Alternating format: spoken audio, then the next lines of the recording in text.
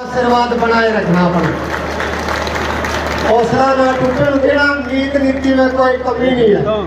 हर भाई के घर घर जाकर सरकारी नौकरियों के लिए कोई व्यवस्था करने का अगर विजन है, हर महिला को कैसे उसका अच्छा होगा, हर बहन बेटी पढ़ने वाली को कैसे होगा, और हर किसान का बेटा किसान। जब पहले एमएसपी आया जब किसानों के पास जमीन ज्यादा थी, C2 फार्मूला में ये फर्क है भाई, जो भूमिहीन किसान है वो ठेका पे लेकर अपनी जमीन को है, अगर उस ठेका खर्चे में भी खर्चा जोड़ के फिर 50% प्रॉफिट देकर ये एमएसपी निर्धारित कर देना, तो उसी ने C2 फार्मूला कहवाए।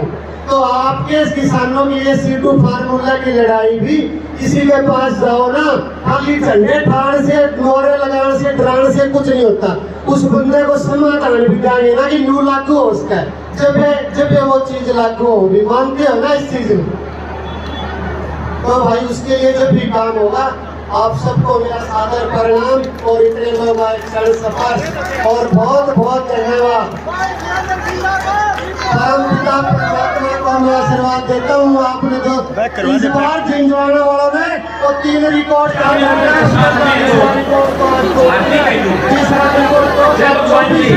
भारत का इतिहास में सबसे तो कैंडिडेट जिताना है, जो भी ऐसी सोच पर आपने लगा। बहुत बहुत धन्यवाद। और पैरा का हाथ लगा वो कान से काट ले जा, हमारी वोट की कीमत क्या है?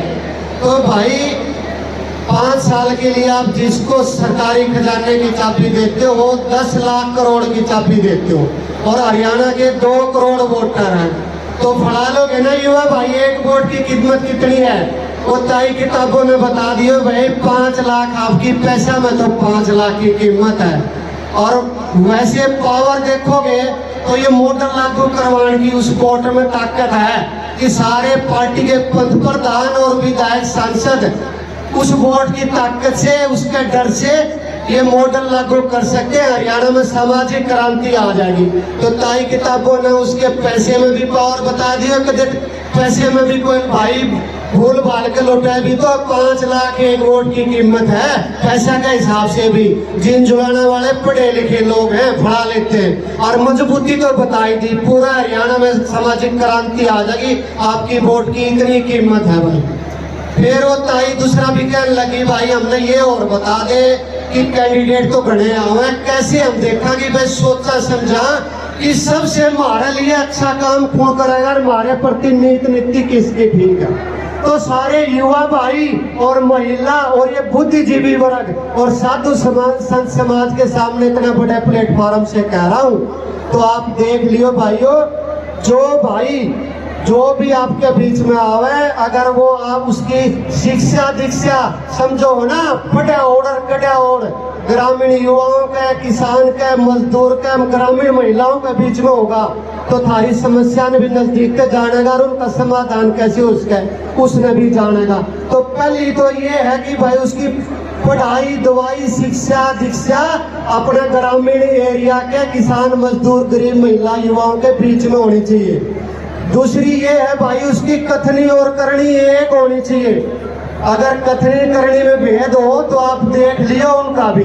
और तीसरी ये है भाई उसका रिपोर्ट कार्ड चेक कर लियो अब तक क्या करा, आपने उसकी भावना का पता लग जाएगा, नीति नीति का पता लग जाएगा। तो ये 3 चीज देख लियो। एक तो भाई अपना शिक्षा दीक्षा आपके ग्रामीण एरिया, ग्रामीण किसान मजदूर हो तो वो आपकी भावना को समझेगा, उसकी विचारधारा आपके प्रति अलग होगी। मैं कितना मोटा हूँ, कितना पतला हूँ, कितना लंबा हूँ, छोटा हूँ, इस चीज का आपके प्रति, आपकी समस्याओं के समाधान के प्रति आपकी विचारधारा में कोई रोल नहीं है। वो रोल है जो आपके बीच से तपस्या करके बच्चे निकले इतनी मेहनत करके।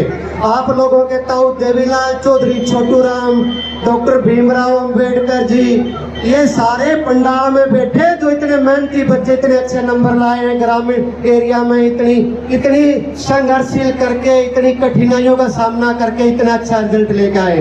ये सारे पंडाल में जो बैठे मुख्य अतिथि हैं, यही आपका भला कर सकते हैं। तो आप समझ गए ना कैसे सोचो परखोगे, परख लोगे।